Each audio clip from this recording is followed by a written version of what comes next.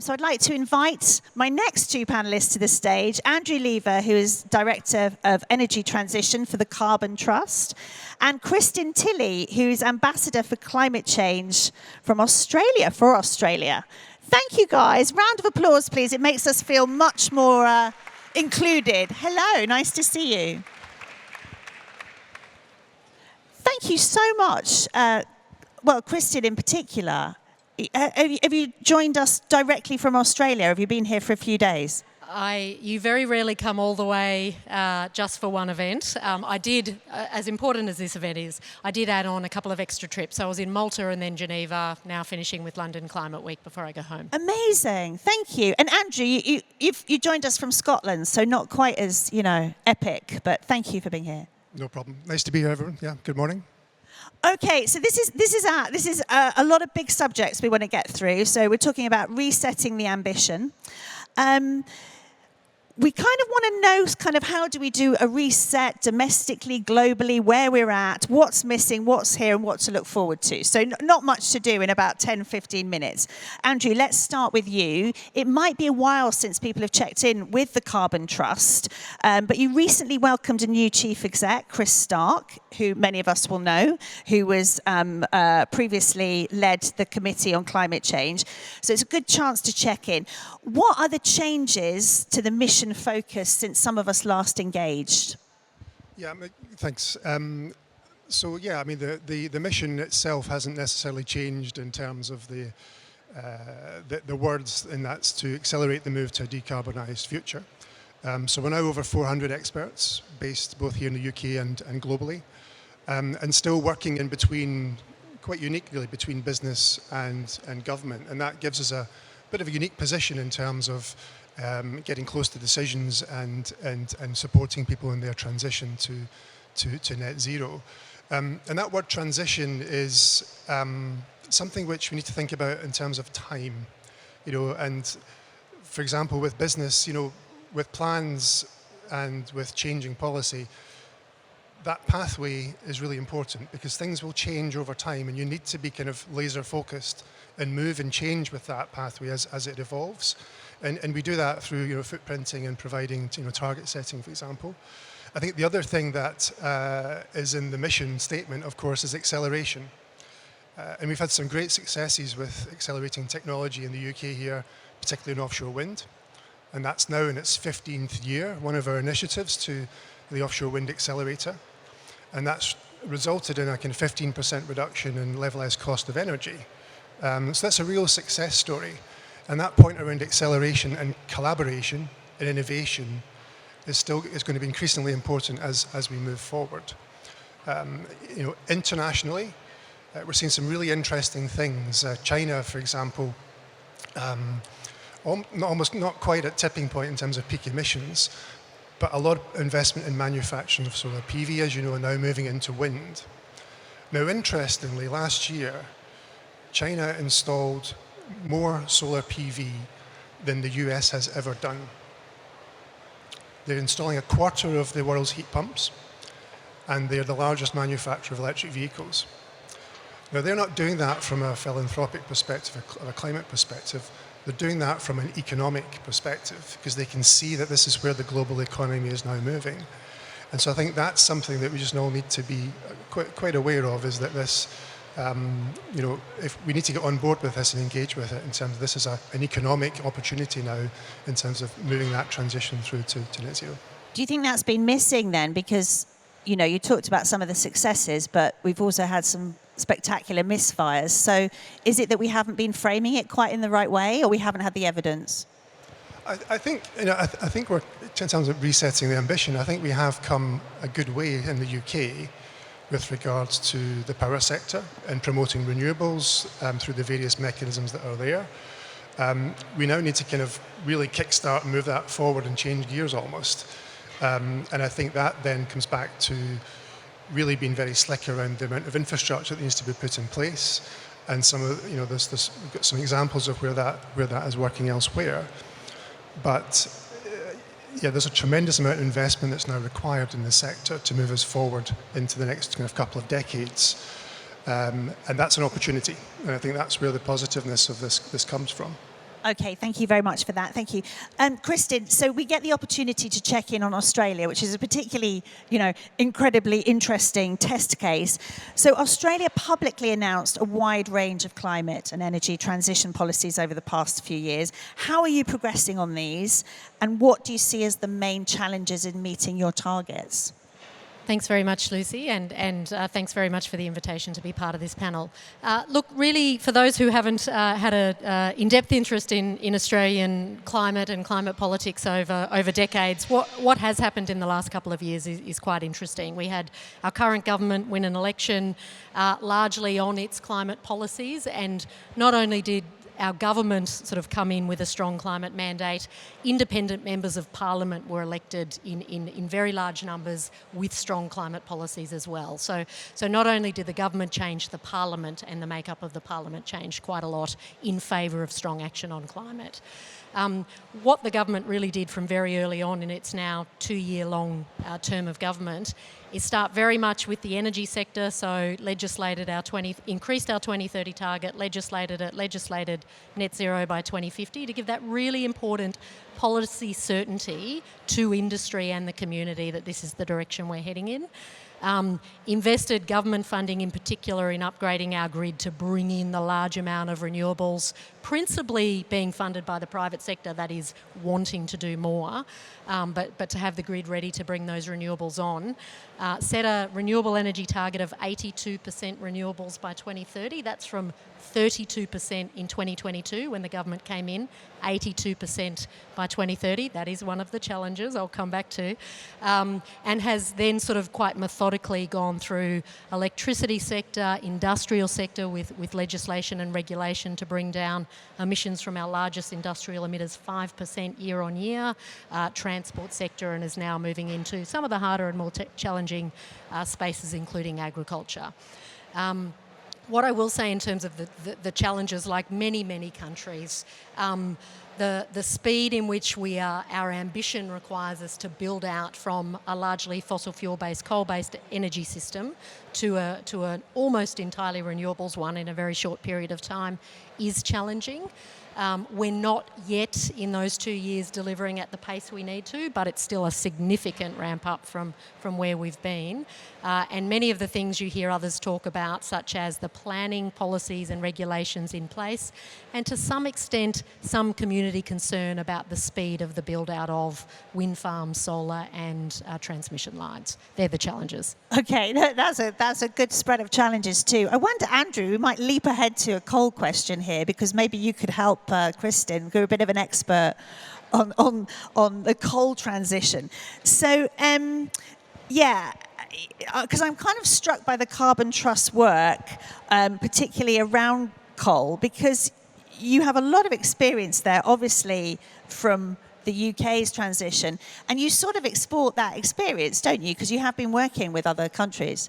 Yeah, absolutely. I mean, and the UK's last coal-fired power station closed just this year. Yeah, so that's a bit of a milestone, and certainly one that's seen quite a transformation over the last couple of decades.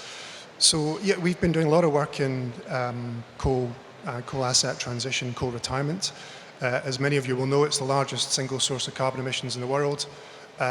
Quite often, those assets, a lot of them in Southeast Asia and China, and a lot of those coal assets are tied up in long-term contracts and government-owned. A lot of them are very linked into the economy and with jobs and livelihoods associated with them as well. So we've been working on a number of initiatives looking at innovative ways to finance these coal assets off the system. One such mechanism is with the Asian Development Bank. It's called the Energy Transition Mechanism. And we worked with them in Vietnam, Indonesia, Philippines, in Pakistan and Kazakhstan to look at the coal fleet within that particular country and region, and look at where and which assets that we could focus in on to refinance, invest in them. The basic concept is that you use that financing to effectively buy up the assets and reduce its lifetime. So you're reducing the lifetime carbon from that asset. The proceeds from that sale get recycled back into renewables. So there's like this kind of recycling ability, and It's there to try and listen, I guess, to those countries and the setups of those energy systems and policies. But I think it's as Kristin said, it's not just about the financing of coal. There has to be a broader policy and pathway to transitioning from that fossil-based system into the renewables-based system. And that's critically important. And there's still quite a bit of work to do there. But I think that's one example of where in the UK we've come through this transition. We've made some mistakes, a few mistakes. We have one of the most competitive markets in the world. We have one of the most kind of innovative sectors in energy in the world. So we can have that opportunity to support other countries and regions, help them through that transition as well. Can I add one thing in to add to Andrew's remarks? Australia's doing a fair amount of work with Southeast Asian countries to support their energy transition as well. So very much many of the comments Andrew made, we're observing ourselves. One additional point which makes the transition more difficult, I think, in many Southeast Asian countries compared to, say, Australia and I think a number of developed countries who are exiting coal, is many of our coal-fired power generators are now 40 and 50 years old and were reaching end of life anyway. That does bring challenges because, as I said before, if the pace of renewables filling the gap, as our energy demand grows, as it does in all countries, at the right time for those announced coal closures to happen, then that creates reliability problems. In Southeast Asia, there's a different challenge in that many of their coal-fired generators are only about 7, 8, 9, 12 years old and still have, many decades of viable and economically productive life in front of them. So the ability to provide a financial incentive to change course is very different than, well, these coal-fired plants are retiring, how do we make sure we're investing in renewables to fill the gap? It's actually, you've got to provide a stronger value proposition in Southeast Asian countries to shift off a viable energy source. Just to pick up on a little point that you mentioned there, do you think we should be doing more about powering down and using less energy rather than just saying that, energy demands are just going to increase and increase and increase? Is there anything we can do there? I'd love to hear Andrew's remarks. My own personal view is there's a lot governments can do to incentivise and motivate much stronger energy efficiency policies and practices. I don't think, though, any government would suggest to a consumer, to a voter, you need to stop using energy in a way that benefits your lifestyle in terms of, isn't that the problem? It's part of a problem, depending on the energy source, and with some of the challenges I said, yes, we're not building out the renewables as fast as we need to, so energy efficiency is a key role.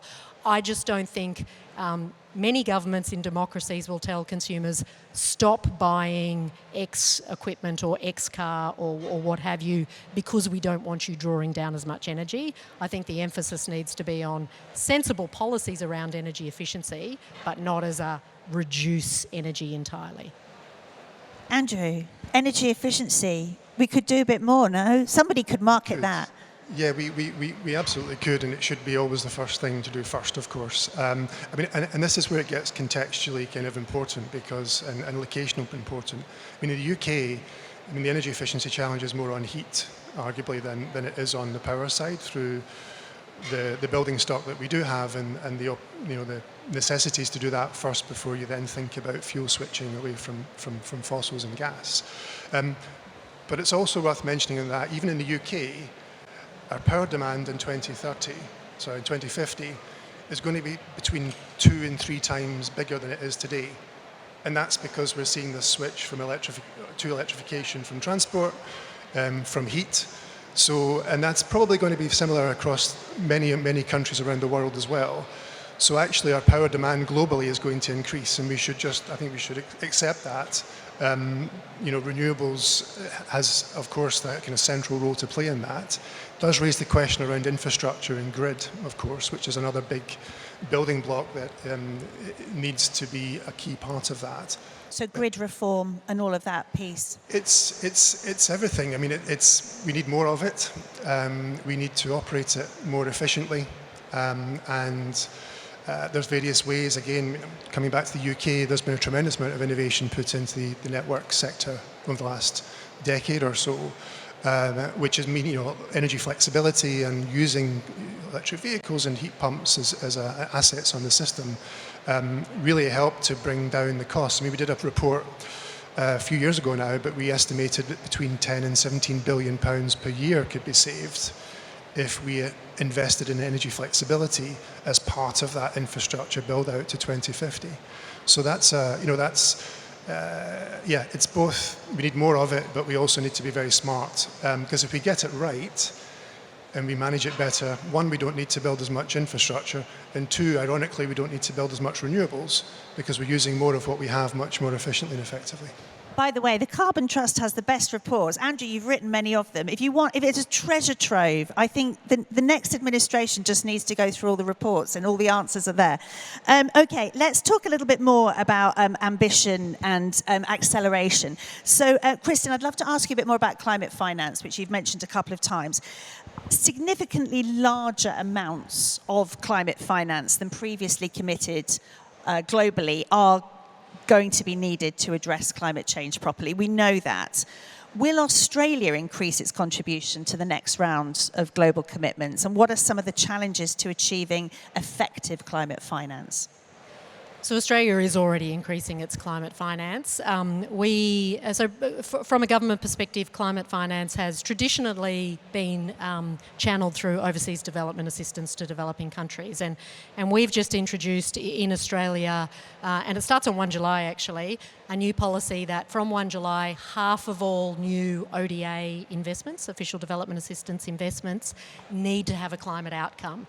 And when we look at sort of what the proportion is over the last couple of years, it's only been around a quarter of our ODA has gone towards climate outcomes. So for 1 July this year, it's already doubling, rising to 80% by 28-29. So if you follow that through logically, our climate finance is increasing at quite a steep rate throughout this decade.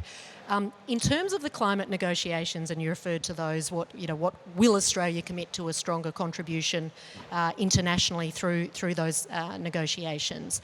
I don't want to prejudge the outcome of those negotiations. A very strong view we have is that a wider set of countries needs to be providing climate finance. Don't want to bore you all with the intricacies of climate negotiations, but developed countries in the UN climate negotiations are the 30 or so countries that were OECD members in 1992.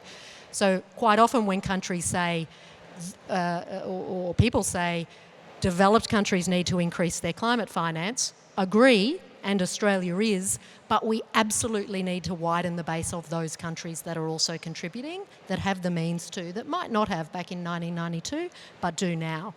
One other quick comment, innovation in how governments use their climate finance, absolutely essential. So we are now, on a small scale, but it's growing, using some of our official development assistance to fund and leverage private sector funding into developing countries. And it's a very difficult thing for a bureaucrat to provide advice to government to buy down risk in a project so that the private sector is more willing to come in because government's taken more of the risk. And so, having some of my colleagues who work on this talk about, we think we should take a first loss position on this project, and thinking, okay, now we have to convince a minister that they should use, millions of Australian dollars to take a risky position in an investment that may or may not, we're not looking for a return, but we need to buy down that risk so private sector who is looking for a return is more willing to invest in the project as well. And so that's some of the innovation that we're starting to look at that I think needs to underpin the way governments engage to drive much greater sums of climate finance going forward. What is your background? Is it in finance? No, it's not. Oh. And so I have had lots of 101s on first loss and guarantees and larger senior debt and terms like that, so I can have some of those conversations. You do it very well. That's why I wondered. Yeah. And whilst I have you, Australia is very keen, I hear, to host COP. What number will it? 31, and that will be 2026. Yes. Why? What would be the advantage for Australia getting in there? Well, one of the things that, in addition to climate ambition, our government brought when they came into power 2 years ago was a very strong focus on our relationships in the Pacific with our Pacific nation counterparts. We're part of the Pacific, they're some of our closest neighbours, and they are a very strong and legitimately moral voice on climate change, and we get that. So one of our positions generally has been to listen, to respect, and to, where we can, support and amplify those strong Pacific voices on climate change. And so we think, what better way to bring the world's attention to the need for much stronger global action than to have a Pacific COP. So Australia's bid, we would physically host in Australia, should we be successful in winning that bid, physically host in Australia, but do it in genuine partnership with our Pacific Island colleagues. Okay, thank you. Andrew, what will the Carbon Trust be asking the next administration for policy-wise? And similarly, ask for the finance community, what needs to happen to accelerate action? Yeah, I mean, I think the two are kind of linked, if I can join the two questions together. I mean, I think much has been said around having an industrial strategy in the UK. I think that's missing. As I said, with the China example at the start of our discussion, this is now much more of an economic opportunity than it is, as well as being a kind of climate goal as well. So there is a big opportunity now to invest in the UK, in infrastructure, in technology to do that. Many of the reports I've seen on from the National Engineering Policy Forum have reinforced that. So we are at this juncture now where we do need to take investment forward. An example from Europe, TenneT, who are the Dutch transmission system operator, have just planned for 14 2-gigawatt HVDC connectors in the North Sea, which will help connect up and realise and enable more offshore renewables to be built out into the North Sea to help meet Europe's targets for renewables. Is that the Viking line? It's that's what's been dubbed the Viking line. The Viking line, yeah. It's going to enable 28 gigawatts of renewables, offshore renewables by 2031, I think, is their target. But it's just a very clear ask of the supply chain coming around a common standard to say, okay, here's our target. This is what we need. We're going to partner up with supply chain and collaborate to deliver that. And that just removes the uncertainty. It just gives a very clear plan forward. It's a no-regret situation and solution. So things like that within the UK, I think, given the opportunity, the challenge that we have in terms of infrastructure build-out, would be very, very welcome from an incoming or new government. So I think that's one thing I'd say. I think that the other thing which I was reading the Windsor report, which is on the Transmission Commission. I think it was last year, year before. There was a recommendation number 12, which was down in the depths of it, but it said something like, there's a real opportunity to have a much more open dialogue with consumers and with society around what this change actually looks like and what this change needs to look like. And we haven't really had that dialogue coming from government to say, look, this is what's going to be required, and just opening that up. So I think, that's an opportunity and challenge for all of us, but I think that is something, rather than viewing net zero as a burden, it should be more about an opportunity, and to help people visualize that so that when they do see planning applications coming through on infrastructure and on grid and whatever, then at least they have some context around that. That's not going to be an overnight thing, of course, but I think we need to change that narrative generally across the country. Thank God for Mr. Lever reading point 12 and remembering point 12 of that report. Thank you. Okay, we're going to do a really quick wrap-up question now. That has been amazing. I've had got so much information from this. Radical collaboration is a real theme of Reset Connect, and indeed probably all our work, and definitely London Climate Action Week. What collaborations, radical or otherwise, might you want to see happening, Kristin? Well, I'm a bureaucrat, so I don't know I am allowed to be overly radical. Too radical. So this isn't radical, but it's deeply important, certainly from Australia's perspective. Much more engagement, empowerment, and decision-making ability to First Nations communities in the clean energy transition. In Australia's own case, much of the regional build-out of large-scale renewables, we have so much land, but that a lot of this is in traditionally owned communities. And we do have a long history in Australia of mining communities engaging for the right reasons with First Nations communities, but not in a way, in a tick-the-box way, to be honest. The way we need to do it with the clean energy build-out, certainly in Australia's case, is to make sure the starting point is not, somebody said this to me recently, not, okay, we'll come and we'll ask you questions and that's consultation and we'll see what your interests are, but actually start with, go out and consult and say, what are the questions you think we should be asking you about this project? So actually start from a basis of a very blank page. What are your interests? How do we build them in? And how do we make sure you derive direct community benefit and ownership where possible in this important change? Thank you. Come on, go radical. I'm going to add another topic into the discussion right at the end, but that is that one of the biggest challenges here in the UK is decarbonisation of heat and how we do that.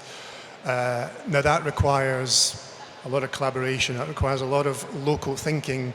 It's linked into strategic spatial energy planning because you can look at this upon a case area by area. You mentioned regions. But no one's cracked this yet, and the challenge, of course, is because there's 30-odd million homes in the UK with individual heating systems. But we do need to. That'll be the next frontier in terms of decarbonisation. So radical collaboration to look for the solutions and accelerate those solutions around that would be very welcome. Very good. Thank you for ending us on that note. Thank you both. I really enjoyed that. I hope you did too. Can we have a round of applause for Kristin and for Andrew? You are free to go. Thank you so much. Thank you. Thank you. Okay, so we've got a little break here now. Panel's starting again about 10 past 10, so we've got 8 minutes before the panel starts. City Stage, Building Tomorrow's City, a sustainable haven for nature and humanity. Finance Stage, transition to a new financial world order, and the Net Zero Business Stage, major brand transformation. They're all coming up next. I'll be back here at 1 o'clock when I'll be talking to Dr. Thomas Becker from BMW Group, and I'm going to go and check out some of the stands, so maybe see you there as well. Thank you.